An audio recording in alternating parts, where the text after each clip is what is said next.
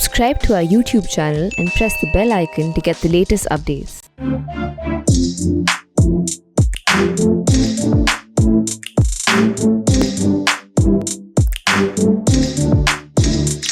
Soft cover के इस episode में आपका स्वागत है और हम खास करके आलोक मेहता साहब से रूबरू होंगे।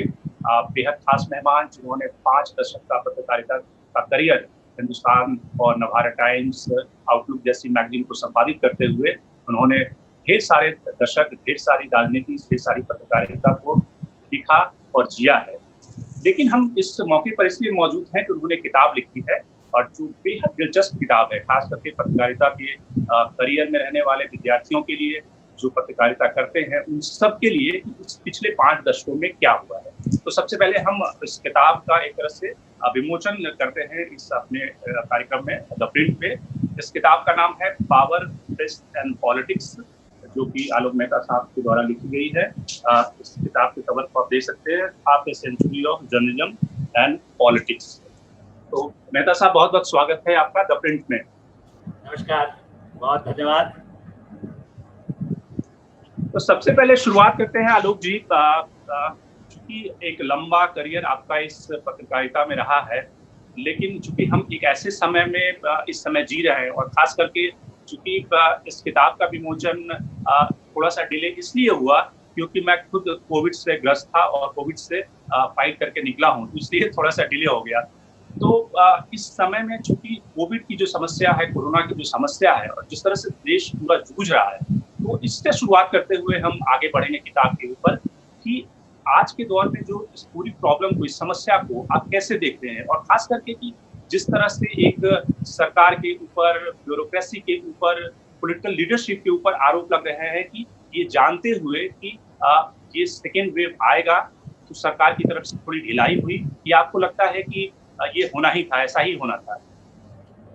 शंकर जी, पहले तो इस बात की बधाई, मैंने हम तो क्या मानते ही कि वॉरियर हैं, युद्ध। जी बिल्कुल। पहले एक पुस्तक मेरी आई थी, उसका नाम था कलम के सेनापति। अब ये है कि मैं आपको कहूँगा आप डिजिटल के सेनापति हैं, क्योंकि डिजिटल का युग है। और ऐसे कई हमारे पत्रकार साथी, थोड़ा बहुत बुखार भी बीच में आया, लेकिन फिर वो इस तरह का संकट हुआ। लेकिन मैं ये मानता हूँ कि बहुत बड़ी संख्या में समाज के हर वर्ग के और पत्रकारों ने भी जो भूमिका निभाई, जो डॉक्टरों की तरह की बात भी पिछले हफ्ते हम लोग बात कर रहे थे, सही है। बल्कि के लिए पहले और भी संपादक या विदेश से भी जोड़ने के लिए भी एक शुरुआत में एक बात हम लोगों ने सोची थी मित्रों के साथ जो जुड़े हुए हैं। लेकिन हुआ यही कि इतना कोरोना काल है कि उसमें सब कुछ ये थोड़ी लोगों के पास आज की, अभी आपसे बात होने से पहले मैसेज आया पुस्तक कैसे होगी, तो अमेज़न पर जरूर उपलब्ध हुई है। और इसलिए मुझे ऐसा लगता है कि ये आपने जो सवाल उठाया ज़्यादा आवश्यक है, और ये सामयिक भी, बल्कि मीडिया को लेकर के भी, खाली सरकार पर नहीं है, प्रश्न हम पर भी है। मेरा इस पुस्तक का ही एक मूल उद्देश्य है कि हम अपनी भी समीक्षा करें। ये सही है कि इस काल में गलतियां नहीं हुई, कैसे कोई कहेगा सरकार में से भी यदि आप कहेंगे तो वो मानना चाहिए, नहीं मानते हैं तो इमरजेंसी के बाद इंदिरा गांधी ने भी माना, नेहरू ने भी माना, यदि कोई गलती हुई। कृष्ण मेनन भी हटाए गए थे उसके बाद, बहुत ही घनिष्ठ वो थे। ये सही है, लेकिन ये सही है कि शुरुआत में भी कुछ प्रयास हुए, चूंकि ये वर्ल्ड में, मतलब ऐसा नहीं कि हाँ ब्रिटेन, इटली, वहाँ भी अस्थिर सरकारें होती है, ये भी आप जानते हैं। और इसलिए इटली में तो सबसे ज्यादा उस समय मृत्यु शुरुआत में जब हुई थी, यदि आप याद करें, तो भारत में जब हुआ तो आलोचना हुई, लोगों को भी लगा कि अचानक रातों रात सब कुछ बंद हो गया। मतलब मेरी तो बेटी जो बॉम्बे से आने वाली थी तो उनका सब टिकट कैंसिल करने पड़े उससे, बल्कि मैंने ही रोका 4 दिन पहले ही, बल्कि अनाउंसमेंट तो बाद में हुआ। तो ये सही है कि अचानक उस समय किया गया। तैयारियों में कल और आज भी मेरा एक लेख भी छपा है कि इसमें सब जिम्मेदार हम सब, मतलब इसलिए मैं सरकार को, ये नहीं कि आप ये मान लेंगे कि आप सरकार को डिपेंड कर रहे हैं। मेरा कहना है युद्ध काल में चाहे भारत चीन हो या चीन अमेरिका हो, यूरोप के ऊपर भी संकट आए हैं। शायद मैं उन लक्ष्मण रेखा वाला पत्रकारिता की मेरी ट्रेनिंग है, ये आप कह सकते हैं। तो मेरा ये मानना है कि हम दोष अपना भी, अखबार निकलने के बाद या आप कोई अपना प्रोग्राम करने के बाद अचानक विस्फोट कर दीजिए, गलती तो हो गई, आपका प्रसारण हो गया या आप छप गया अखबार। तो मेरा हमेशा रहा है कि उस समय ना, उसके पहले जो जितना हो सकता है कोशिश की जाए। वो कोशिश में सेकंड दौर में निश्चित रूप से हर्षवर्धन हो या कोई मंत्री होते तो उन्होंने दिन रात वहाँ पर बैठ करके, इसलिए कि मैं उनको डॉक्टर के नाते भी जानता हूँ, पोलियो के लिए भी उन्होंने बहुत बड़ा काम किया। तब मैं उनसे दिल्ली के बाहर कहीं बल्कि मुलाकात हुई थी रोटरी क्लब। तो लोग हमारे यहाँ भी समर्पित हर पार्टी में लोग हैं, ऐसा मैं नहीं मानता कि किसी एक पार्टी में जी। तो मिल के जो होना चाहिए था, एक वहाँ गलती। फिर मैं इस पे मानता हूँ कि हर क्षेत्र में हुई, जो चिकित्सा के संस्थान है, पैदल की हमारी बेटी जो लंदन में है, उसमें थोड़ा सहमति व्यक्त की कि आप उनको नहीं, सरकार की जिम्मेदारी है, लेकिन ऑक्सीजन देने की। आप इस बात को मानेंगे कि क्या जो बड़े 5 सितारा जिनको मैं वर्षों तक इस पर लिखता रहा हूँ, स्वास्थ्य का बजट नहीं आया, वो तो कल मुद्दा है, बजट कब आएगा नहीं आएगा, लेकिन अस्पताल, जो बड़े अस्पताल थे, क्या वो ऑक्सीजन प्लांट की व्यवस्था पिछले 2 वर्षों में, इससे पहले भी करना चाहिए था, लेकिन मान लो नहीं है। जो प्रतिदिन 50 लाख रुपए तक जिनको कमाते हैं, उनकी भी जिम्मेदारी थी। आज भी लोग मदद कर रहे हैं, सब जगह लोग जो कोशिश कर रहे हैं, तो वो उसकी समीक्षा सरकार करे, हम और आप करें। जो गलतियां हुई हैं, ब्यूरोक्रेसी में हुई है, एक कागज भेजा गया, दूसरा उसको उसी तरह लिया गया। मान लो पीएम केयर से मैंने भी पैसा उसमें डाला था शुरुआत में, आप ट्विटर में मिल जाएगा, लेकिन उस पैसे को सही ढंग से जल्दी उपयोग हो सके राज्य में या यहाँ, वो यदि नहीं हुआ तो ये हम सबका, उसमें सरकार है, सरकार समीक्षा करे, वो करे। और मैं तो ये भी कहता हूँ कि भाई इतनी जल्दी मत, आप मध्यावधि चुनाव करा लीजिएगा 6 महीने बाद, मतलब सरकार बदल दीजिए, नाराज है। हम और आप कोई समर्थक है किसी, शेखर गुप्ता जी हैं या जितने ऐसे संपादक रहे हैं, उनको सत्ता से मतलब ये कौन आता है, तो जनता चुनती है। मैं और आप क्रांति वाले पत्रकारों में से मैं नहीं हूँ कि सरकार बदलना ही मेरा लक्ष्य है, आज ये हट जाए तभी मैं होगा। तहलका का उदाहरण है, उस समय सोचा गया था कि सरकार हम बदल देंगे, सरकार नहीं बदली, फडणवीस हटे फिर वापस आ गए। सरकारें आती है जाती है, इंदिरा गांधी तो 2 साल बाद आ गई है, मोदी जी हट जाए या ममता जी हट जाती तब भी आ सकती थी, चुनाव हार गई तब भी आ सकती है। तो मेरा ऐसा मानना है कि हाँ, कोरोना का एक संकट काल है, और आज भी हम जब बात कर रहे हैं, मेरा कल भी आपसे निवेदन था, क्योंकि आप हिंदी में कर रहे हैं, मुझे लगा था शायद खाली हम विदेशों में पहुंचाना है अंग्रेजी में, लेकिन फिर भी विदेशों के लिए भी आवश्यक संदेश यही है कि for rural area, because they are also projecting की रूरल एरिया में मर रहे हैं। सो हमारी सबकी ड्यूटी है कि रूरल एरिया को बचाने की कोशिश हो, आरोप लगाने के बजाय, खाली लाशें दिखाने के बजाय, वहाँ कैसे अच्छे भी जो प्राथमिक चिकित्सा केंद्र है, दंतेवाड़ा बस्तर में मैं होके आया हूँ 1.5 साल पहले, वहाँ के प्राथमिक चिकित्सा केंद्र या मैं इसीलिए बस्तर का नाम ले रहा हूँ, छत्तीसगढ़ में ज्यादा परिचित हूँ, बिहार से भी, उन इलाकों में अच्छे चिकित्सा केंद्र है, रात को 2 बजे डिलीवरी, छोटा सा 1 डॉक्टर 2 नर्सें तब भी होती है। ऐसे केंद्रों को अच्छे सशक्त बनाए जाए। अभी अगले कुछ महीनों में संकट रहने वाला है, भगवान करे वो जो आगे ज्यादा न चले, ये शुरुआत में मैं करूँगा। बिल्कुल, आपने बिल्कुल सही बात कही कि सबको मिलके इस लड़ाई से लड़ना होगा। लेकिन आलोक जी, एक सवाल ये नहीं होता कि एज ए संपादक, एज ए एडिटर, आपने इस क्राइसिस को, जब जिस चीज को रोका जा सकता था, पंचायत चुनाव जो थे उसको रोका जा सकता था, वेस्ट बंगाल में जिस तरह से कैंपेनिंग हुआ, जो कुंभ हुआ, और इस तरह के ढेरों सारे ऐसे आयोजन हुए, थोड़ी सी मुझे लगता है कि जो पॉलिटिकल एस्पिरेशन है पॉलिटिकल पार्टियों के, उस पर अगर थोड़ी सी लगाम लगाई जाती तो इतने हजारों और की संख्या में लोग नहीं मरते, या थोड़ा सा स्प्रेड कम होता। बिल्कुल, मैं मानता हूँ, खास करके उत्तर प्रदेश के पंचायत चुनाव जो गाँव में हुए। और एक और बात हुई, इस समय चूंकि मार्च में शुरू हुआ चुनाव की प्रक्रिया, चाहे हो रही थी, एक तो रोका जाए, और इस बार चूंकि ट्रेनें नहीं रोकी गई, बसें नहीं रोकी गई, दिल्ली, मुंबई, कलकत्ता, जहाँ जहाँ मतलब महानगरों से या उसके आसपास के शहरों से, भोपाल से, लखनऊ से लोग गाँव में पहुंचे।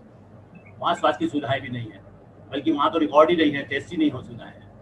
बिल्कुल, ये ऐसे चुनाव तो निश्चित रूप से ये अति आत्मविश्वास है। देखिए, उनके अपने लोग भी जो राज्यों के, मैं कह रहा हूँ कि भाई नरेंद्र मोदी प्रधानमंत्री को तो रिपोर्ट आप उनके पास वो बैठे हुए या संपादक यदि कोई बाहर नहीं, यदि मैं रिक्शे में नहीं जा गया तो मुझे शायद नहीं मालूम होता कि क्या रिक्शे वाला ने बताया है। कभी कभी मैं भी जाऊंगा तो बताऊंगा, शंकर जी देखो मुझे भी ऐसा मिला है, आप ऐसा मत कहिए ऐसा नहीं है, कई बार ऐसा होता है। तो ये सही है कि केंद्र की तो गलती थी ही, उनको रोकना चाहिए, या चुनाव आयोग या जो भी उसके साधन थे। पश्चिम बंगाल के अभियानों को भी उस तरह से जैसा हुआ, इसमें कोई शक ही नहीं है। इसमें मेरा एक थोड़ा सा अमेंडमेंट जरूर है जी। दूसरी राजनीतिक पार्टियां, उदाहरण के राहुल गांधी जी या ममता जी, सब नाराजगी कर रहे थे, यदि ये कह देती कि भाई देखिए इस समय हमें जनता ज्यादा प्यारी है, हम चुनाव में हिस्सा नहीं लेंगे, बिल्कुल बहुत ताकतवर तानाशाह आ गया है, या जो भी प्रधानमंत्री नरेंद्र मोदी तानाशाह हैं, वो चुनाव अकेले जीत के चले जाए। बताइए डेमोक्रेसी में क्या ये संभव था कि चुनाव आयोग एक पार्टी, हो सकता है इंडिपेंडेंट बोगस को लोग बीजेपी खड़ी कर देती है, अभी भी खड़े करते हैं कई लोग, जिसको कहते जी। हैं कि फेक उम्मीदवार या फर्जी उम्मीदवार, जो नाम कहिए हो। लेकिन उससे आप और हम तो लगातार रोज छापते, रोज लिखते, रोज बोलते कि ये तो फर्जी है, पार्टी तो कोई है ही नहीं, चुनाव का मजाक है, दुनिया में आपकी हंसी उड़ जाती है डेमोक्रेसी का, भारत का, दुनिया का लोकतंत्र। क्या उन्होंने धैर्य रखा दबाव बनाने के लिए? उनको लगा जब तो सत्ता आ ही रही है, बदनाम हो चुके हैं, किसान आंदोलन से बदनाम हो गए, कोरोना में बदनाम है, तो ये तो सबसे अच्छा अवसर है। तो ये पाप में हम सब आदमी हैं। जब लाशें दिखाते थे, मैंने भी, मुझसे गलती हुई, मैं उसको गलती कह सकते हैं आप, मैं भी बहुत ज्यादा मेरी दर्द था और कुछ मतलब मानसिक रूप से पीड़ा थी और बुखार की शुरुआत भी थी। तो मुझे लगा कि इस समय इतना मुझे मत डराइए कि मैं फोन पर भी बात ना कर सकूं। तो मैंने कहा कि भाई कुछ समय के लिए सस्पेंड कर दें, हम इन चीजों को ना करें। तो लोगों को लगा कि मैं सेंसरशिप चाहता हूँ। मैंने कहता हूँ कुछ समय के लिए यदि आप बंद कर देते हैं तो कोई ऐसा हल नहीं है कि हम हेडलाइन को दूसरे ढंग से दे दें। जैसा मैंने कहा कि हमें राजन माथुर या जो बड़े संपादक थे, आप मल्होत्रा जी, लाशों को फ्रंट पेज पर 84, आप याद करिए मैगजीन में, बल्कि मैं तो मनोज जोशी के साथ काम किया, हम लोगों ने, जब तक कोई भारत की परंपरा थी, विदेशों में भी कुछ हद तक है, लाशों को फ्रंट पेज पर नहीं छापा जाता था। जो अब ठीक है, टीवी आ गया तो गुजरात दंगे या उसके बाद के दंगों में जाति के नाम, धर्म के नाम या लाश बच्चों को उठाए हुए दिखाई गई, वो एक अलग विषय विवाद का, उस पर मैं नहीं जा रहा हूँ। लेकिन हाँ, ये सही है कि जब पत्रकार ही डरा हुआ है, आपके पास मैं व्हाट्सएप भेज सकता हूँ जो हमारे कई मध्य प्रदेश के पत्रकारों ने भेजे हैं, भगवान, अब जब वो ज्यादा तकलीफ में है, अस्पताल में है, वहीं से कृपया मीडिया के भाइयों, एक डॉक्टर ने भेजा है साउथ से, मैं आपको वो भी वीडियो भेजूंगा, कि निवेदन कर रहा है जो मैं पहले से कह रहा था महीने भर से, कि डराइए मत, थोड़ा डॉक्टरों का दिया गया, बहुत अच्छा हुआ। कई डॉक्टरों के नाम मैंने भेजे अपने ऐसे चैनल के मित्रों को, अखबार वालों को, लेकिन जो पब्लिसिटी के लिए जिनका स्पॉन्सरशिप थी, कई लोगों की, कई की नहीं भी थी, जो इस पर जिन्होंने 5-5, 10-10 साल काम किया वायरस क्षेत्र में, उनको नहीं बुलाया गया। Can you imagine? मैं ये नहीं कह रहा हूँ, आरोप नहीं लगा रहा हूँ चैनल्स पर, बल्कि हो सकता है डॉक्टरों की लॉबी होती है, फार्मास्यूटिकल्स की लॉबी होती है, they try to project in a normal days also. So the same system was going on. So I'm not blaming, everybody is doing, media is also involved. Political parties, what we are doing, पूरा campaign आधा घंटा 1 घंटा दिखा रहे थे। Can you से कि भाई आप कोई रोक सकता था? पिंड ने तो नहीं दिखाया, या और जो कई चैनल है वो नहीं दिखाया, नहीं दिखाइए आप। बट भी हम सोचते पैसा तो हमें भी मिलना है, पार्टी से मिलना है, हम हर पार्टी का देंगे। योगी जी, अरविंद केजरीवाल जी के आप दोनों का खर्च यदि देखे तो मुकाबला दिल्ली, छोटा एक मुंबई से भी छोटा शहर है, उसके विज्ञापन हो सकता है कि दूसरे किसी बड़े बड़े राज्यों से ज्यादा खर्च हुआ है। ये हमारे लिए शर्म की बात है कि हम फुट डाउन नहीं करते कि हमें नहीं चाहिए, बंद कर दीजिए 2 महीने के लिए केजरीवाल साहब, विज्ञापन आप नहीं छापेंगे, आपका खाली प्रचार, फोटो अपना हटा दीजिए। जो जानकारी है, बुखार में, मयूर विहार में हमारे केमिस्ट ने 20 दिन पहले पूछा कि मेरी पत्नी से कि कहाँ पर मुझे वैक्सीन लगेगा, और बाद में वो खुद बेचारा कोरोना में पड़ा है, 15 दिन से बंद है। This is the example awareness, because I criticise every political parties, their workers, even the RSS के आदमी ने बाकायदा ट्वीट कर दिया कि हाँ, दिल्ली में बीजेपी कहाँ है। बिल्कुल, not the one party, every party, they are not खाली ट्वीट पर भेज रहे हैं। मैं मतलब ये मानता हूँ कि जब तक जमीनी पत्रकारिता ना हो, जब तक जमीनी वर्कर का काम ना हो, तब तक डेमोक्रेसी में सफल नहीं हो सकती। अमेरिका में सभी एक श्रेणी के लोग हैं, ब्रिटेन में सब एक श्रेणी के लोग हैं, जर्मनी में एक श्रेणी के लोग हैं। वहाँ के सर्वे सही हो सकते हैं, वहाँ के जीवन स्तर सही हो सकता है, वहाँ के लोगों में धैर्य है। मैंने कहा मेरे परिवार की, मैंने बेटी ही और परिवार, वो लंदन में है, उनको तो अभी तक वैक्सीन नहीं लगा। यहाँ पर ऐसा हाहाकार कि आज यदि शंकर जी को, आलोक मेहता को नहीं लगा तो बाप दुनिया बदल देंगे, 1 महीने के अंदर नहीं लगा तो। अरे यहाँ तो डॉक्टर्स ने मुझे सलाह दी कि अभी 2 महीने मत लगाइए। हमारे कई मित्र जो सीनियर जर्नलिस्ट हैं, जिनका अनुभव मुझे मेरे से भी 1-2 साल कम या ज्यादा है, उनको डॉक्टरों ने कहा कि मत लगाइए, and they are very active, वो टेस्ट करके चुनाव तक गए। सो इसके लिए हुआ मत है, लगाना जरूरी है। मैंने भी लगाया डोज, बाद में शुरू में कहा गया, ऐसा भी नहीं है, भ्रम था, भ्रम है, उसको दूर करना हमारा पहला कर्तव्य है। पॉलिटिक्स के साथ मीडिया, जिसके हम सब्जेक्ट की चर्चा कर रहे हैं, वो हमारा एक रोल है। वो मुझे बुरा मानिए, अच्छा मानिए, तो किताब में बहुत कड़वी बातें मैंने अभी जिसने मांगा, मैं जानता था कि उनके संस्थान पर भी कुछ बातें होंगी तो कष्ट होगा, लेकिन मैंने कहा किताब पढ़ लीजिए, बुरा लगे तो अभी से खेद है। जी आलोक जी, चूंकि इस किताब में आपने एक लंबा जिन संपादकों के साथ काम किया है, और वो सब बड़े निडर संपादक और खास करके सत्ता प्रतिष्ठानों से लड़ने वाले संपादक के रूप में उन्होंने ख्याति अर्ज की, और उन सबके साथ आपने काम किया। तो इस सवाल का जो आज कोविड की स्थिति है और जो जिक्र आपने किया कि किस तरह से एडवर्टीजमेंट का एक खेल है, जो एक कॉकटेल है अलग दवा कंपनियों का, तो आपको लगता है कि आज के दौर में जो मीडिया की सबसे बड़ी जो क्राइसिस है वो एक एज ए प्रोफेशन मिशन, वो सब तो पुरानी बात हो ही गई, धंधा सबसे पहले है। जो अगर टेलीविजन चैनलों को देखें तो सबसे पहले बिजनेस है, और बिजनेस पत्रकारिता के ऊपर हावी होती है। तो कहीं ना कहीं आपको लगता है कि इस दौर में वैसे लड़ने वाले निडर संपादक हैं जो सत्ता प्रतिष्ठानों से लड़ सकते हैं? क्योंकि हम लोग ये भी देखते हैं और जानते हैं कि किस तरह से प्रधानमंत्री से चाय पार्टी में जाने के लिए संपादक पत्रकार किस तरह से लॉबिंग करते हैं, और क्या क्या चीजें हाल के दिनों में घटित हुई है। ये सिर्फ प्रधानमंत्री नरेंद्र मोदी की बात नहीं है, बल्कि पिछले प्रधानमंत्री के दौर में भी। तो आपको लगता है कि वो दौर है इस समय सत्ता प्रतिष्ठान से लड़ने वाले संपादकीय और संपादकों का? देखिए शंकर जी, यही इस पुस्तक का भी निचोड़ है, और उसके पहले भी लिखता रहा हूँ। बल्कि उस समय मेरा सहयोग रहा कि शायद मैं नहीं, लेकिन मैं IMC में भी जाता रहा हूँ जहाँ जी हैं। तो मैं सबको ये कहता था कि ये मत मानिए कि पहले जिन संपादकों के साथ भी मैंने काम किया उसके अनुभव इसमें लिखे हैं कि DP मिश्रा, नई दुनिया, DP मिश्रा तो बहुत ही मध्य प्रदेश के मुख्यमंत्री थे दिल्ली आने से पहले भी, और इंदिरा गांधी के बड़े सलाहकारों में थे। और नई दुनिया जहाँ माना जाता था कि आप पुराना रिकॉर्ड कहीं से पूछेंगे तो बता देंगे कि वो वहाँ मंत्री तय होते थे नाम, चूंकि सब लोग वहीं आते। सेनानियों का एक सिलाया हुआ अखबार था, राजेंद्र माथुर भी उस समय वहीं थे, सब आते थे। राहुल बारपदे संपादक थे जिनको लोग आकर के नेता पैर छूते थे। इंदिरा गांधी भी उनके ऑफिस में गई, जब सत्ता में भी रही। उस अखबार का DP मिश्रा जब मुख्यमंत्री थे तो उन्होंने विज्ञापन बंद कर दिया उस अखबार ने। उसके बाद भी वो कांग्रेस का भी माना जाता रहा। बाद में दिग्विजय सिंह के काल में दूसरे गेट में आई है, जब मैं वहां नहीं था जी। लेकिन मेरा मानना है कि उसका जो भोपाल संस्करण है उसको कहा जाता था कि राजा की दुनिया, दिग्गी राजा उनको कहा जाता है। तो और इसके अलावा कई उसमें 50 उदाहरण है जो शायद इस पुस्तक में भी सबका मैंने नहीं लिखा। तो वो आपने ठीक कहा कि संपादकों पर, लेकिन हाँ पहली बात जो आपने पूछी मैं उसका उत्तर दे दूं। आज भी आप रांची का अखबार उठा के देखिए, आप भोपाल का देखिए, रायपुर का देखिए, मलयालम का, मैं मतलब वहाँ मलयालम तो मैं नहीं पढ़ता, लेकिन मैं फिर भी यदि आप युवावन जी ने इसका फॉरवर्ड भी लिखा है तो मैं जानता हूँ कि मलयालम में सब चीजें छप रही है। गुजराती में उदाहरण से बड़ा है।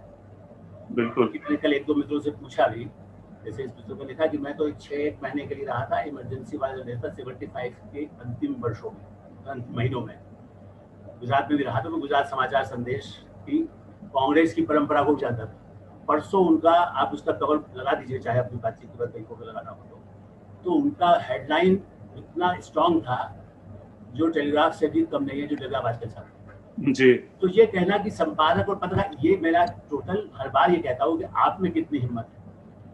जैसे मैं कह रहा हूँ कि मैं लालू यादव पर चाराकांड 90 में छापा, शुरुआत में सत्ता में थे, जब बड़े बड़े नेता डरते थे, बड़े बड़े पूंजीपति जब पैसा चंद्रशेखर को देने आए तो मेरे ऑफिस में आके कहा कि हमें डर है कि वो गोली मार देगा तो रास्ते में।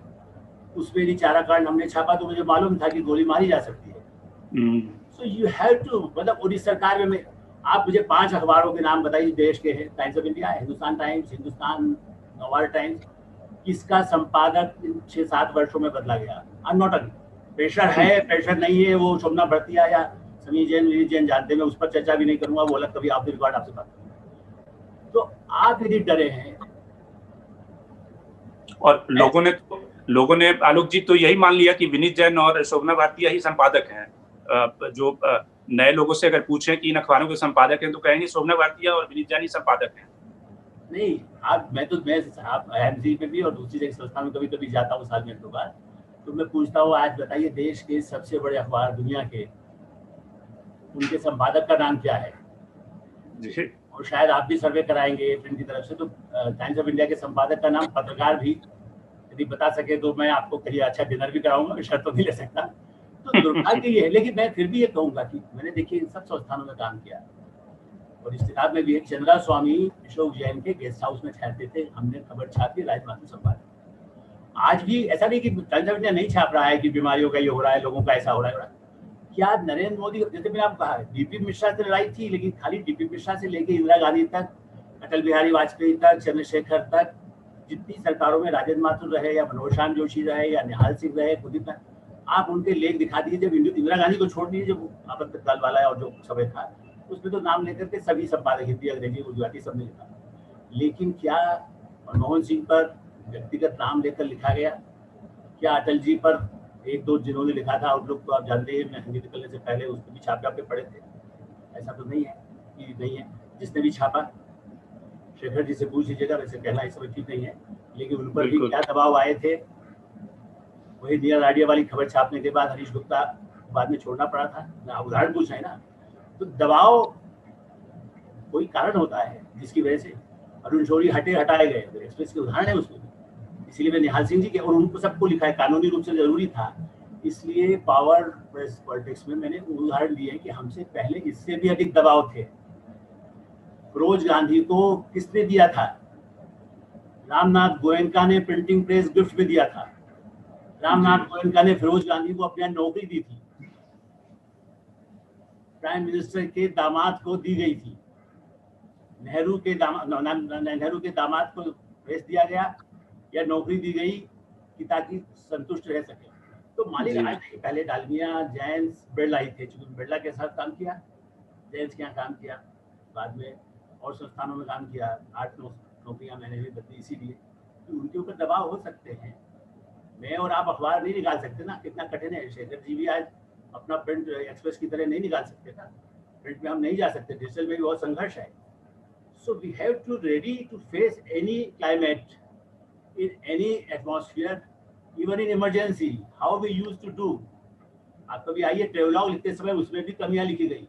आप अचुनाली मित्र जो संघ के थे, नारायण तिवारी ने वहां बाकायदा बुला करके पत्रकारों को कहा कि आप लिखिए, बस खाली इंदिरा गांधी, ऐसा कुछ नाम लिखना छोड़ दीजिएगा, जितना हो सके चलाइए। अमर उजाला कहते भी, बल्कि उनके पुत्र का निधन हुआ है तो अभी तो आप बात नहीं कर सकते, लेकिन कुछ दिन बाद आप बात करिएगा। और मेरे किसी इंटरव्यू में आप देखेंगे, कलम गवाह में एक जगह जो किया गया था, उसमें उन्होंने इस बात का उल्लेख किया है। तो आप में तो साहस हो, आप में साहस हो कि कोरोना के बाद भी यदि आप, मैं गया हूँ बाहर और यदि मुझे प्रभावित होता हूँ तो मुझे साहस है ना।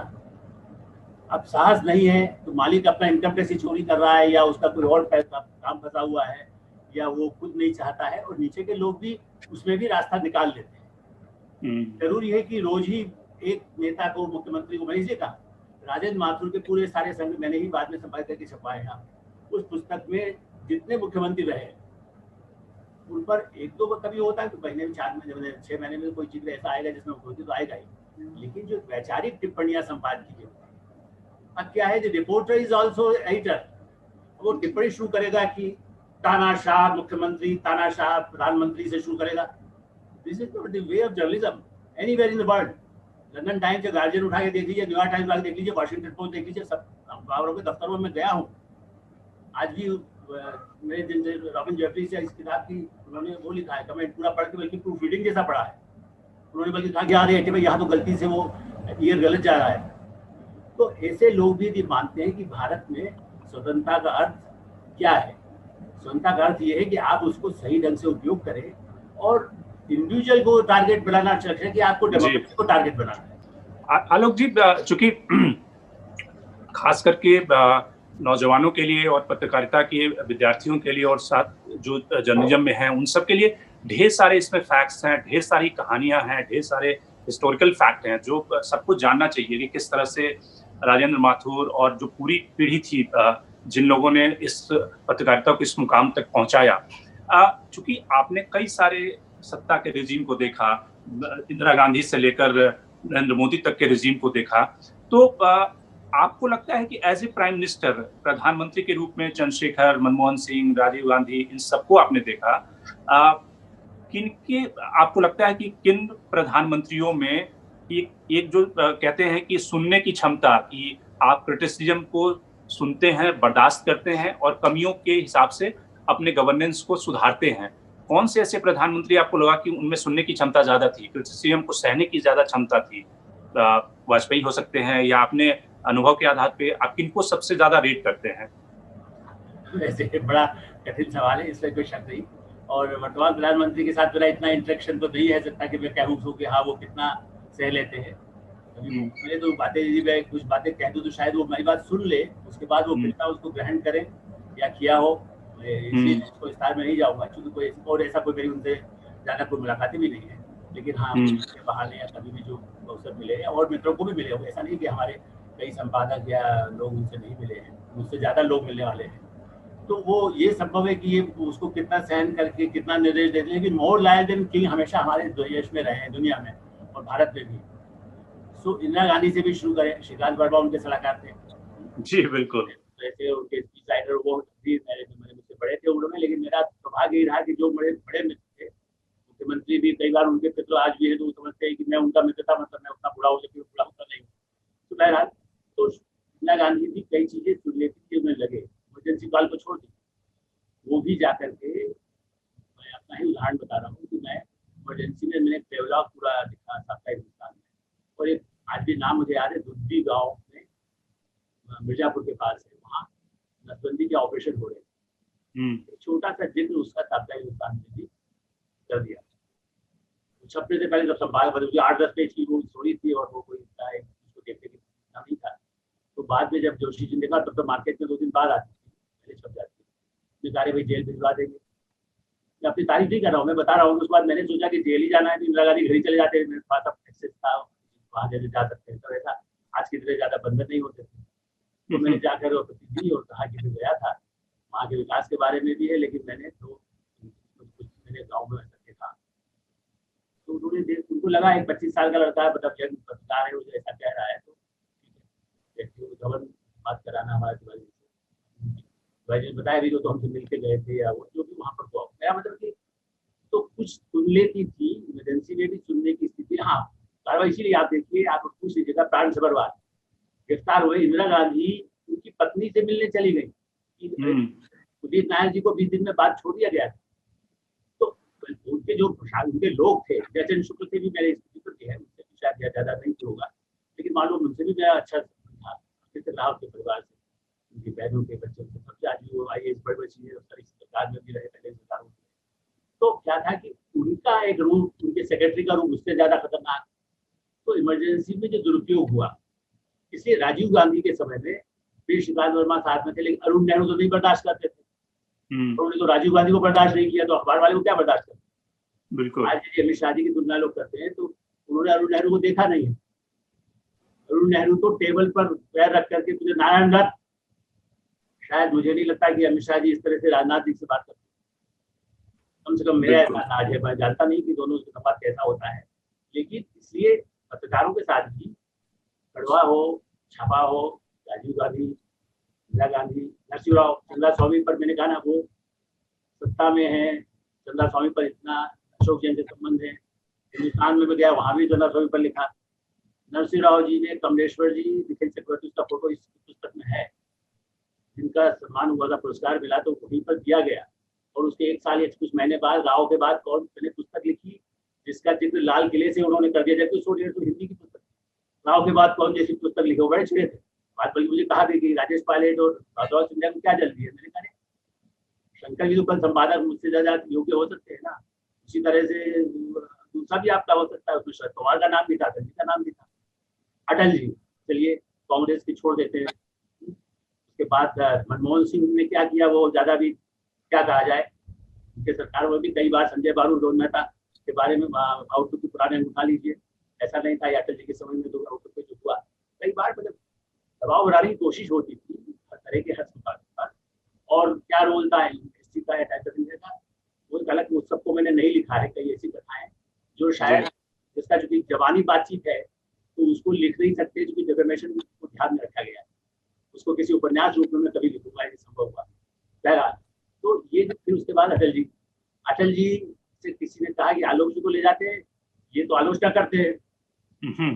तो उनने अशोक टंडन की तरफ देखा, आप अशोक टंडन से कभी इंटरव्यू करके बता देंगे, अरे अच्छा उनको खरीदा है क्या, मतलब उनका जवाब ये था जिसने शिकायत की। लेकिन मुझे मालूम है कि ब्रजेश मिश्रा जी मुझसे कितने नाराज थे, अडवाणी जी भी उस समय बहुत नाराज थे।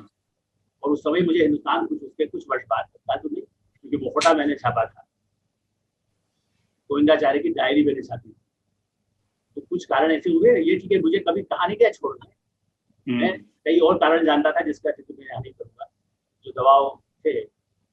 और इसलिए मैंने कहा ना, उसको कोई प्रामाणिक उसके आधार नहीं होते ना कुछ चीज़ों के, इसलिए उसको लिखा नहीं जा सकता। बहरहाल इतना तो मैंने लिखा ही कि उसके बाद ही मैंने उसको छोड़ा, तो में चला गया बगैर किसी के कहे कि आप वो निकाला जाता है या सरकार का दबाव है। लेकिन मैं दोनों जानता था, अटल जी को भी शायद नहीं मालूम हो उस समय जो दबाव पड़ रहे थे। अटल जी को दूसरा दबाव मालूम था, लेकिन वो दबाव जो मैं जानता था वो शायद उनको भी नहीं बताया गया। इस कारण संपादक भी बदल सकते हैं या दूसरे और लोग लाए जा सकते हैं। तो ये परंपरा, मतलब अभी भी इसलिए नाम पूछा कि भाई बताइए कितने संपादक बदले गए, कितने संपादकों को खुद जब इस्तीफा देना पड़ा हो। अपने रेजिडेंट एडिटर का तो बायलाइन से लेख नहीं छापते, खबर नहीं छाप देंगे कोने में। जब आजादी डर के रहेंगे तो उसके लिए कौन जिम्मेदार है, प्रधानमंत्री या हमें, आप या प्रबंधन भी नहीं कहता। मैंने कहा ना, मैंने सब संस्थानों में अशोक जैन ने, राजेंद्र माथुर से कहा ना, मुझसे कहा बिहार में उनके शुगर मिल थे, तब भी मुझे दबाव नहीं दिया गया ना। लालू के खिलाफ लिखा, भागवत जी आजाद घर में कविता सुना के गए और अगले दिन उनके चीफ सेक्रेटरी का छपा हुआ था। उन्होंने कहा तो मेरे घर में तुम्हारे कविता सुनाने आया, कविता सुनाई, खाना खाया। तो मैंने कहा मैं आपका खाना खराब करता नहीं था, आपके चीफ सेक्रेटरी पर जो है वो गड़बड़ अलग चीज अखबार में छप रहा था, तो मुझे लगता है कि मेरा उदाहरण मत लीजिए शंकर जी, जिसको भी हिम्मत हो। आज भी यदि मैं लेख लिख रहा हूँ, मुझे 700 रुपया पारिश्रमिक मिलता है तो मुझे खुशी हो है ना। फ्रीलांसर के समय में कदम नहीं मिलता था, मैं उसके लिए तैयार हूँ। आपको चाहिए कि मुझे 7 लाख चाहिए, मुझे बड़ी कोठी चाहिए, मुझे फार्म हाउस चाहिए, then you have to adjust. अभी ओनर में बनना चाहता, आप बताइए ना, इतनी सरकारों से संबंध रहे थे, मुख्यमंत्रियों से रहे थे, बेटी के जन्म पर आज एक तो मुख्यमंत्री है जो वहां आकर खड़े हुए, रिश्तेदार भी कोई नहीं आया था, वो वहीं पहुंच गए थे नर्सिंग होम इस जमाने में। वो मंत्री थे केंद्र में, लेकिन आ गए तो मैं उनको धक्का नहीं दे सकता था, खाली मालूम हुआ कि अरे अच्छा हुआ है क्या।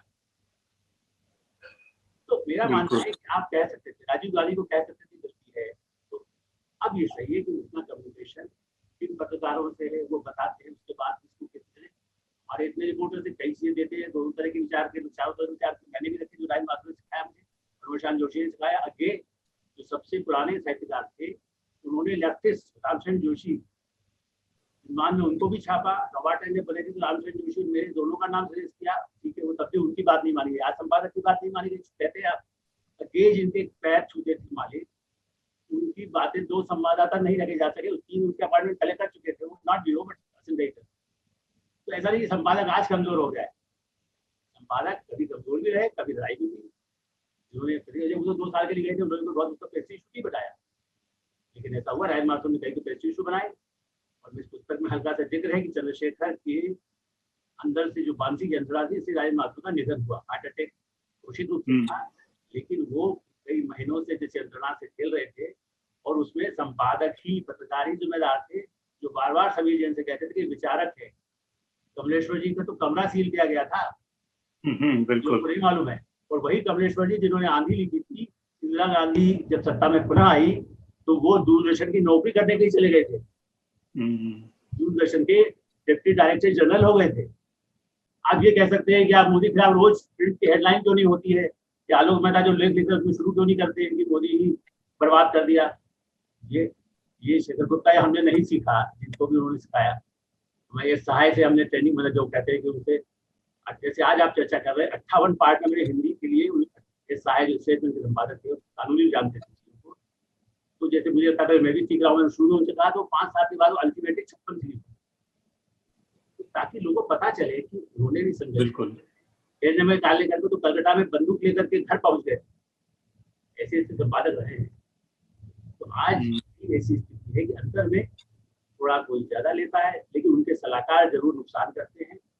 इस सरकार को भी यदि सलाहकार सही नहीं है तो वो मीडिया से भी रिश्ते खराब कर रहे हैं, देश की छवि उससे नुकसान हो रहा है। मेरा कहना है कि ज्यादा पारदर्शी होना चाहिए, उनके मंत्रियों को भी होना चाहिए। मंत्री क्यों डरते हैं भाई, मंत्री तो पॉजिटिव बताने के लिए आपके साथ आने को तैयार नहीं। इसके लिए मैं नहीं मानता कि मोदी जी ने फोन करके कहा कि तुम अच्छा बोलोगे तो मैं तुम्हें निकाल दूंगा। आई डोंट थिंक, यदि आप अच्छी रिपोर्टिंग कर रहे हैं आपको निकाल दिया जाएगा, ऐसा तो मैं नहीं मानता। खराब कर रहे हो ठीक है, आप कहते हैं आलोक मेहता इंटरव्यू मत लगाना, वो ठीक हो सकता है, लेकिन ये नहीं कहेंगे कि तुमने क्यों किया, वो कहेंगे यार ये रहने दो, इस समय ठीक नहीं। तो मंत्री यही कहे, लेकिन मंत्रियों में खुद ही लगता है कि मैं मंत्री चला जाऊँ, मैं राजस्थान चला जाऊँ, मैं मुख्यमंत्री बन जाऊँ, ये बन जाऊँ, मैं बन जाऊँ, और मैं बोलूंगा तो मेरा प्रोजेक्शन से मेरा जो विरोधी है संतुष्ट, मतलब जो भी मेरा उस इलाके का, वो कहेगा ये तो बड़ा अपना प्रोजेक्शन कर रहा है तो मुझे हटवा देगा। कई इफिशियंट लोग पिछले मंत्रिमंडल से हटा दिए गए कि उनकी शिकायत जो दूसरे ज्यादा सिविल कोर्ट थे वो इससे कर दी गई थी, मैं जानता हूँ नाम। लेकिन क्या है कि इसके लिए साहस चाहिए, निकाल दी जाएंगे और काम करते रहेंगे, या तो वो तैयार हो। ये सहने की क्षमता हमें होनी चाहिए। मेरे को बहुत गालियां लिखी हो, मेरे पास मतलब विश्व हिंदू परिषद भेजता था एक समय में, तो लंबा टाइम जब शुरुआत ही विश्व हिंदू परिषद की, कोई छाप दिया था तो मुझे कहा गया कि तक से कुचलवा देंगे, एक रिपोर्ट खाली अखबार की रिपोर्ट पर, तो मैं लिखना बंद कर देता क्या? तो पार्ट ऑफ गेम। आलोक जी, आपने इसमें चूंकि विनोद मेहता का खास तौर से विनोद मेहता के साथ आपने काम भी किया और एक एज एडिटर, एक संपादक के रूप में उन्होंने एक बड़ी ख्याति भी अर्ज की। वो किस्सा जो आपने किताब में लिखा है कि किस तरह से उन्होंने एक अटल जी का इंटरव्यू लिया था जब वो पुराने अपने डिवनियर वाले संपादक के तौर पे थे, तो अटल जी का इंटरव्यू लिया, फिर अटल जी ने विनोद मेहता जी ने उनसे पूछा तो अटल जी ने कहा कि उस इंटरव्यू को तो मैं तकिए के नीचे ही छुपा के रखता हूँ। वो किस्सा काफी मजेदार किस्सा है किताब में। तो ऐसे और विनोद मेहता की, उन्होंने अपने कुत्ते का नाम एडिटर रख रखा था, तो विनोद मेहता की संपादकीय, उनके एडिटरशिप और उनका जो निर्भीक वो था कि लिखना है कलम की जोर पे, तो उसके कुछ किस्से और दर्शकों को सुनाए। मैंने इसलिए सबसे मेरे क्या सौभाग्यशाली हूँ मैंने और पैसा तो ही कमाया, सबसे ज्यादा अच्छे से अच्छे लोगों के साथ काम भी किया या उनके संपर्क में रहा, तो बड़ी है। और सबके नाम आप लेकिन तीनों की तुलना इसलिए कर रहा हूँ कि तीनों का स्वभाव ऐसा मिलता था, शायद इसीलिए राजेंद्र माथुर, मनोहर श्याम जोशी और विनोद मेहता अपनी मजाक बना लेते, जो मैं अपनी बनाता हूँ। कई बार मुझे लोग रोक के, हमारे सहयोगी या परिवार के लोग भी, आप एक लोग कहते हैं मैं ना लेके गिना रहता हूँ, वाई मैं अपना मजाक बना लेता हूँ। तो मुझे अपनी बुराई सुनना या अपनी मजाक बनाना, ये जोशी तो खुद अपने आप में मतलब मैं, तो लोग कहते हैं कि चुतिया शब्द कहना बड़ा वो होता है, जबकि ऐसा कुछ नहीं, लेकिन कहते रहते हैं तो क्या है बड़ा है, साले ऐसे हो गए, दूसरे कविता बना देते हैं। तो ऐसे ही राजेंद्र माथुर भी कई जितने वर्कशॉप किए गए उनके बीचों भी एक दो वर्कशॉप मेरे पास थे, जब मैंने वर्कशॉप करवाए पढ़ना। ऐसे ही विनोद मेहता ने भी अपनी, लोग यदि बुराई करते हैं तो उसके बाद भी उसको सुनना, अपने लिए वो अपनी खुद की मजाक बना के, यार बिल्कुल बकवास, हम बिल्कुल पूरा हो गया, इसे लिख करके फेंक दें। उन्होंने जो सीरियल लिखे, आज पत्नी बताती है, फाड़ के फेंक देते जो पसंद नहीं आया। तो विनोद मेहता में क्या था, कलीग्स के प्रति भी एक दोस्ताना भाव भी है, लेकिन कठोर भाव भी। जैसे मैं कहता था यूनियन मेरे खिलाफ कितना ही कुछ करे, विनोद मेहता भी नेचर था कि आप यदि बहुत असहमत हैं आके लड़ लीजिए, लेकिन यदि उन्होंने कहा कि ऐसा जाना है तो वो फिर उसको संपादित भी करते, उसको ठीक भी करते थे, बिल्कुल अपने चीजों पर और विभिन्न विचारधाराओं।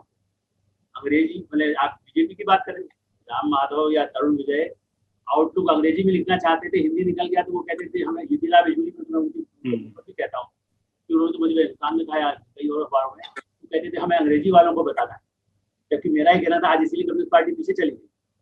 तो विनोद मेहता अरुंधति राय को छापते थे, लेकिन मुझे छूट दी गई कि आप अरुंधति राय नहीं छापते। मैंने कहा मेरे पाठक उससे बहुत नहीं होता, एक दो पेज का कुछ छाप देंगे, 25 पेज तो हम छापेंगे तो कोई पढ़ेगा भी नहीं, हमारे चाहे उपन्यास पढ़ लेंगे, लेकिन उपन्यास भी 25 पेज नहीं छापता, पत्रिका नहीं है। तो कोई मुझे इस तरह की, या एक उदाहरण बता सकता हूँ, जसवंत सिंह, आज भी उनके भाई हैं अशोक मेहता जी, जसवंत सिंह काम किया, किस्सा इस पुस्तक में नहीं है, लेकिन चर्चा की तो मैं ऐसी किस्सा बता रहा हूँ जो इस किताब में, ताकि आपको लोग और देखें पुस्तक का प्रकाशन। और जसवंत सिंह जी संबंध आदल की फोटो उठा होता, उनके साथ कोई राइटर्स गिल्ड में बुलाया, मैं उनको एमपी के रूप में भी जानता था। लेकिन जसवंत सिंह विदेश मंत्री में थोड़े एरोगेंट थे, तो वो भी मैं अटल जी की यात्राओं में जब जाता था तो उनके बारे में छापता था कि वो देखिए कॉलर, जब ये सिस्ता नहीं है, ऐसा कॉलर खुला करके जाते हैं, वो कहते थे नहीं मेरा ट्रेनिंग है, मैं खुला लगा रखूंगा विदेश में, वो भी छापता। जसवंत सिंह के बारे में एक बहुत ही कहते हैं कि खोजपूर्ण रिपोर्ट राजस्थान के बारे में, उनकी संपत्ति के बारे में, परिवार के बारे में। और अशोक मेहता उनके घर गए, विनोद मेहता वक्त में बात या विनोद क्या कर रहे जो है, जबकि आपस में कोई ऐसा नहीं कोई कहते जी उनकी पत्नी जो बता रही थी, उन्होंने कभी कोई हस्तक्षेप कभी नहीं दिखाया, ना कभी वो ऑफिस में जाके, लेकिन साथ में ऐसी बात क्या हुआ, तुम्हारा हिंदी वाली छापा है, वो जसवंत सिंह हमारा साथी रहा है, उसको छाप दिया, तो अरे वो छापता रहता। बल्कि दूसरा उदाहरण है, मैं अशोक मेहता जी को वो पहले से भी जानता था, लॉन्च करना था, तो उनको लगा कुछ और संपादक मुझसे बड़ी संपादिका से उनकी बात हो चुकी, ये भी आप बड़ा देखिए बात। जिन संपादकों से मैं नौकरी ढूंढता था, ऐसे संपादक का चयन करने के बाद उनसे फाइल मंगा ली गई, मुझे बना के उनको लगा कि इसमें तो लॉबी जैसा कुछ हो जाएगा, ये ऐसे लाना लॉबी जैसा था। तो राइन माथुर को भी सब उनका परिचय था पहले एक समय में, बाद में आए थे, लेकिन मनोज जोशी वगैरह था। तो मेरा एक विनोद मेहता ने उस पर छपा, भैरव सिंह शेखावत, उनको व्यक्तिगत वो जब 70 चीफ मिनिस्टर थे तब भी मैं जयपुर गया था, तो यहाँ भी लोग मानते थे कि मेरे उनसे बहुत अच्छे संबंध थे।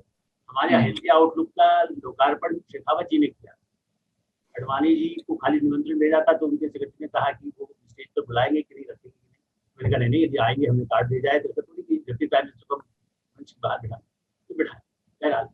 लेकिन शेखावत जी पर भी राष्ट्रपति बनने से पहले एक ऐसी रिपोर्ट छापी गई जो उनके लिए बहुत ही डैमेजिंग थी। अच्छा, ये विनोद मेहता और आलोक मेहता, मतलब मैं नहीं कह रहा हूँ कि ये हमने इंग्लिश में नहीं छपी, हिंदी में छपी। हिंदी में ये तक छपा, लोग कहते हैं बीजेपी कांग्रेस के सुरेश कलमाडी का इशू उठा लीजिए, मेरे कई इशू मेरे पास नहीं है, मैंने मंगवाने की कोशिश कर रहा हूँ, वो सब कहीं उठावर में चले गए, इस समय संकट में आउट।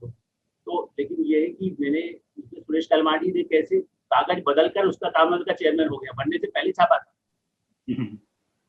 2G स्पेक्ट्रम पर नई दुनिया अखबार जब मैं निकाल रहा था, 5 विनोद अग्निहोत्री को आप जानते होंगे या फोन करके पूछ लीजिएगा, आज उसके पास कॉपी मेरे पास नहीं है।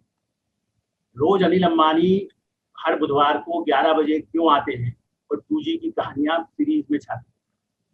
मैं कांग्रेस का पद्मश्री 5 संपादकों में बुलाए जाने वाला बड़ा भारी चमचा यदि माना जाता था, उस अखबार में क्या छापता या क्या मनमोहन सिंह मुझे नहीं कह सकते थे ये क्या कर रहे हैं आप, अगली बार मत छापिए।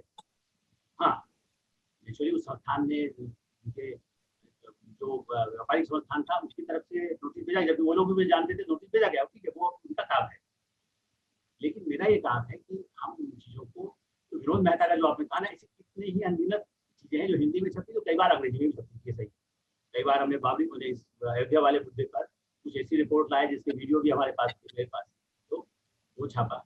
कई लोग चौटाला जेल में हैं, वही आउटलुक हिंदी की छपी हुई चीज़ें हैं, जिससे जेल में गए। लालू मैंने जब उस समय चारा छापा था, तो उसके बाद वो जेल में 15 साल सत्ता में रहे, मैं नहीं कह रहा हूँ कि सत्ता में आज आप सत्ता में नहीं हो फिर सत्ता में आ जाएगा, मुझे उससे कोई लड़ाई है। आज भी लालू की जितने भी कोई लड़ाई नहीं है, मुलायम जी पर कितना प्रतिकार हुआ हो, लेकिन मेरा यही मानना है कि विनोद मेहता ने जितनी छूट की राजेंद्र माथुर ने दी, मनोहर श्याम ने या निहाल सिंह देते थे, मैं ऐसा नहीं कह रहा हूँ।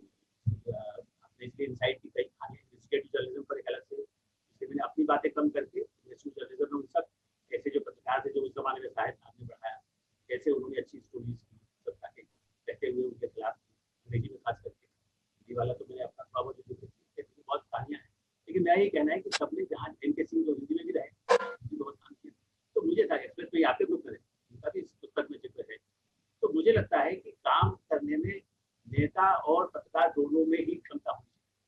उमा भारती के खिलाफ छापा जिसमें चले गए, गोविंदाचार्य के खिलाफ छापा बर्बाद हो गया, लेकिन उमा भारती आज भी नहीं कहीं मिलती, बल्कि मेरे ऑफिस आई उसके बाद में भी जो और के बाहर रही, तो मैं उनसे मिलने गया, दुश्मनी नहीं थी उनसे, उनको बहुत जो उनका जो इस्तीफा था जो धार्मिक केदारनाथ से दिया गया था वो हिंदी आउटलुक में छप, तो उन्होंने नोटिस भेजा कि कहाँ सबूत, बाद में उनको चुप रह जाना पड़ा, क्योंकि जिस कंप्यूटर पर किया गया था हमारे पास तो उसके वो चीज हार्ड डिस्क में जो उपलब्ध था वो हमारे पास था। तो सत्ता में थे वो लोग बीजेपी, लेकिन हमने छापा।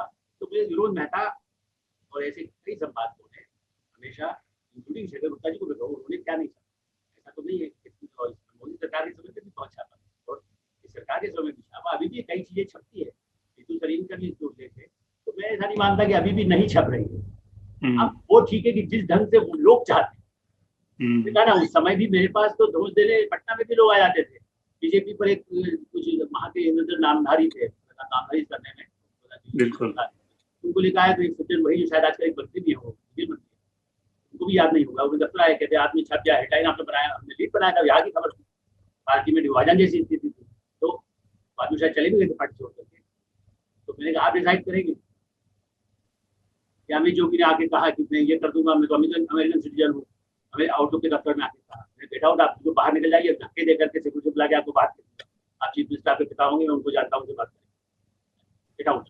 बाद में अमित जोगी ने वीरेंद्र दत्त मुंशी के विनोद अग्निहोत्री की स्टोरी थी, वीरेंद्रनाथ मुंशी को अमित जोगी ने धमकाया और उसके बाद कुछ कारणों से जैसा भी हुआ, तो लेकिन उसमें जुड़ा गया कि वो मिले तो उन्होंने बदतमीजी की, तो उन्होंने नोटिस भेजा, तो हमने कहा फिर और छाप देते हैं अमित जोगी के किस्से। तो फिर उन्होंने सुब्बाराम रेड्डी के थ्रू फोन कराया कि नहीं अरे चाचा जी आप तो मैं माफ कर दीजिए, मैंने नोटिस भेजा। तो मेरा मतलब है कि कोई सरकारें हो, कोई मुख्यमंत्री हो, विनोद मेहता जैसे संपादक आज भी कुछ राज्यों में जरूर थोड़े बहुत आए भी गए होंगे, तो राज्यों में किसी के प्रादेशिक दबाव वहां पर ज्यादा है। मैंने इसलिए इस बात में जो राजनीति देता हूँ, वहाँ काम करना कठिन है। दिल्ली में अरुण शोरी जी को भी सिक्योरिटी मिली थी जब इधर थे टाइम्स ऑफ इंडिया में, पता नहीं सिक्योरिटी हो सब मिली, लेकिन राजेंद्र माथुर को उससे ज्यादा खतरे थे, उन्होंने कभी सिक्योरिटी नहीं। मैंने कभी सिक्योरिटी, मैंने कई संपादकों ने नहीं कहा कि ठीक है आतंकवादी मार देगा तो मार देगा, संपादक लोग मारे भी गए, मालिक मारे गए। तो मेरा मानना है कि ये दबाव तो राज्यों में ज्यादा है, गाँव में ज्यादा है। आज भी इसलिए देखिए जो खबरें आती हैं, हम लोग दिल्ली पे बैठे हुए संपादकों की रक्षा की बात करते हैं, उनके इलाज की बात करते हैं, उन पत्रकारों की बात नहीं करते जो छोटे शहरों में, छोटे गाँव में जो पत्रकार है जिनको 500 रुपये मिलता है, तो ये कई बार जेब से खर्च करते हैं। मैंने तो स्टिंगर से शुरुआत की ना, मुझे डाक टिकट का पैसा आता था एजेंसी, और इंडिया में जब मैं शुरू किया था स्टिंगर के रूप में तो 20 रुपया मिलता जी, और जब नौकरी ज्वाइन की थी 125 मिलता था।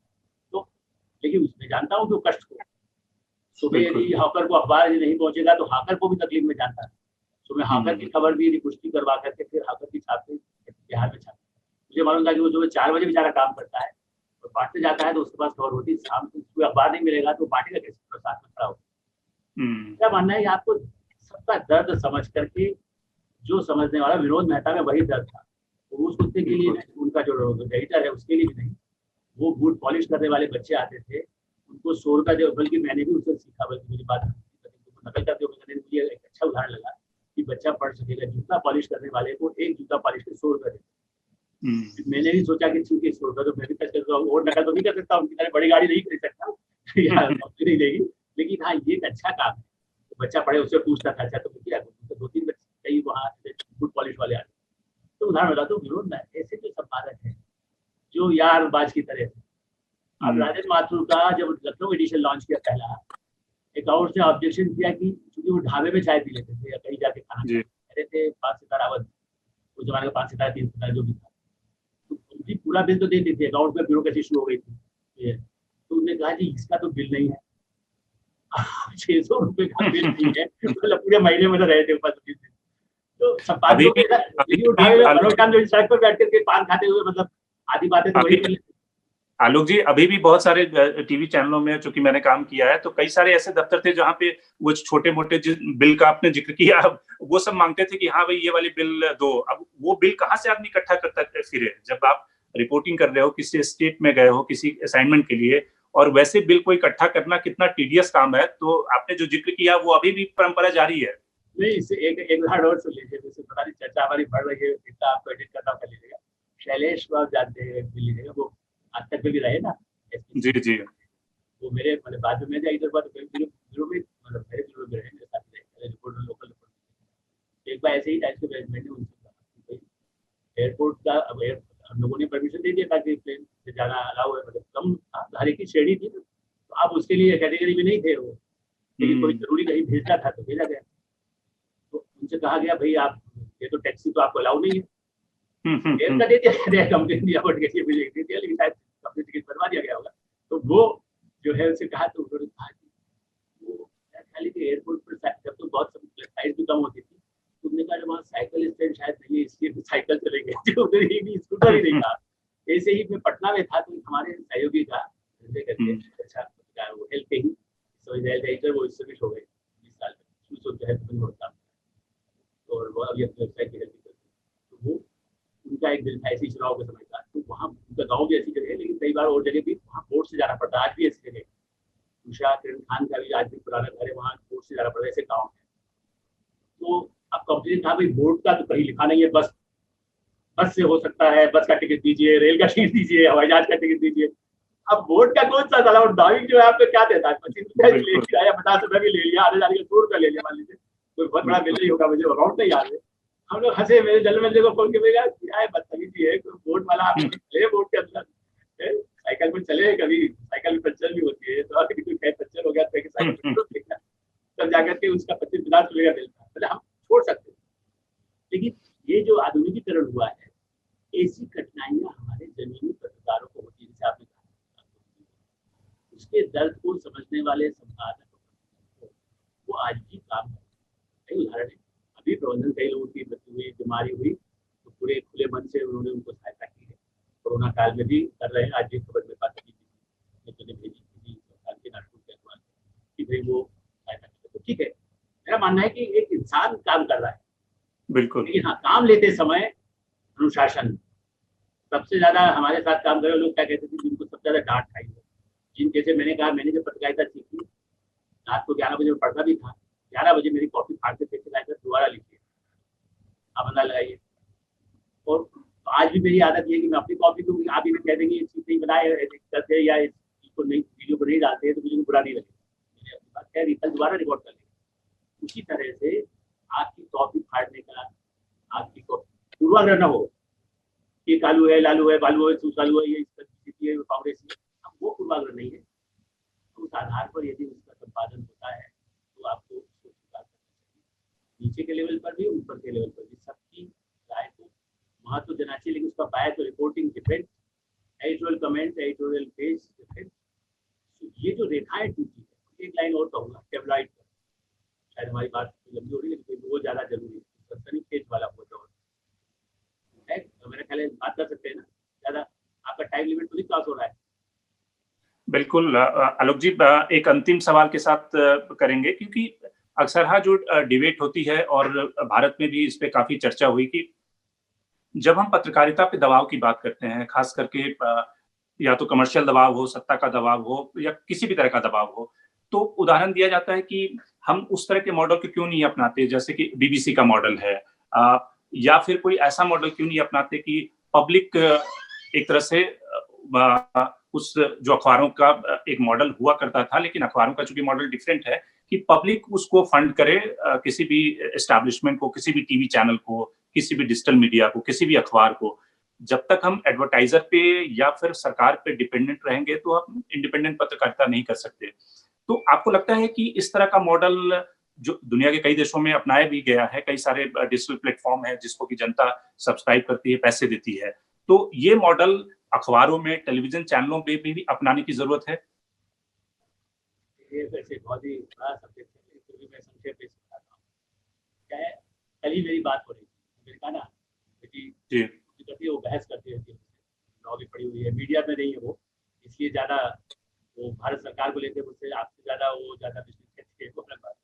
तो वो गार्जियन पर हम लोग बात कर रहे थे, यही जो मुद्दा डिजिटल वाला है, उसी ने अपने आप में कहा कि गार्जियन जो है एक अलग विचार के आधार पर अगर कोई सपोर्ट और वो भी ट्रस्ट और इस तरह से उसको भी फंडिंग और उस तरह से डिजिटल के माध्यम से वो था पहले से हाल के वर्षों में बहुत संकट था, इसलिए ट्रस्ट का नाम दिया ना, ये ट्रिब्यून है, भारत में भारत देशी देखा नहीं करता। अब जैसे कंट्री मैंने बताया कि वहाँ कुछ ही संस्था है, वरना वाशिंगटन पोस्ट की अलग लाइन है, वाशिंगटन टाइम्स की अलग, दोनों संस्थाओं में गया। वाशिंगटन टाइम्स बिल्कुल कंजर्वेटिव और रिपब्लिकन को सपोर्ट करते हैं, ट्रम्प का भी वो आखिर तक करते हैं और टीवी की तरह से वाशिंगटन टाइम्स की पूरी लाइन उनके एडिटर से भी मिला हूँ, तो उनकी लाइन वहाँ भी बिल्कुल डिवीजन है।